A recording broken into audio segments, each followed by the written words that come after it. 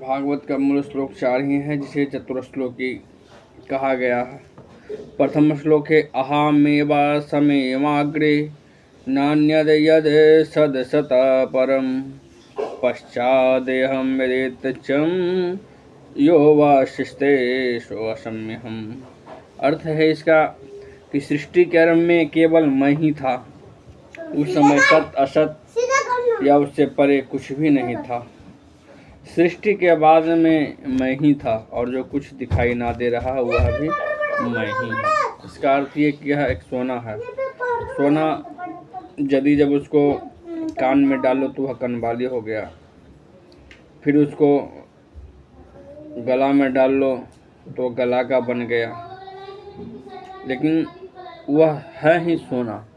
यानी शुरू में ही सोना था, बनाने के बाद भी सोना है, और बन जाने के बाद भी सोना ही है, और मिट जाने के बाद ही सोना है। रीते अर्थे यत प्रतीयते न प्रतीयते चात्मनि तदित्वादात्मनो मया यथा भासो यथा मरम।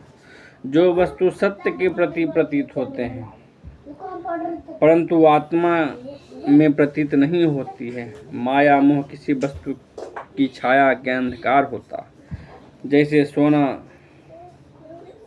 कहा गया, बिनु पग चले ही सुनो ही बिनु काना, अकर बिनु कर्म करहि विधि जाना। वो परमात्मा है जो ईश्वर है, उन्हीं परमात्मा को सच्चिदानंद कहते हैं। सत्य प्लस चित्त प्लस आनंद, सत्य प्लस चित्त प्लस आनंद। ईश्वर ही सत्य है, संसार में दिख रहा है यह सब भ्रांति है।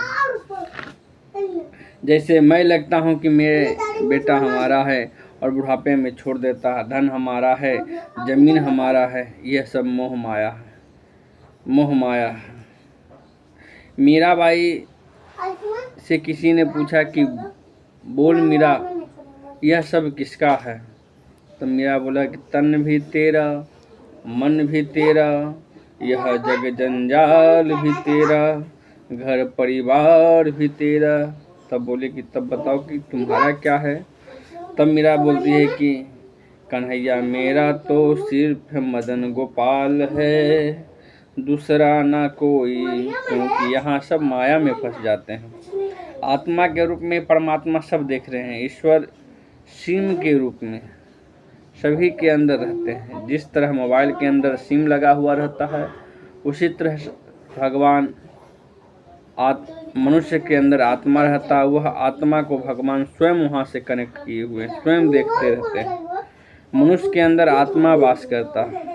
ईश्वर को ही आनंद कहते हैं, भगवान का ईश्वर को ही आनंद कहते हैं। आज का वीडियो में इतना ही काफ़ी है।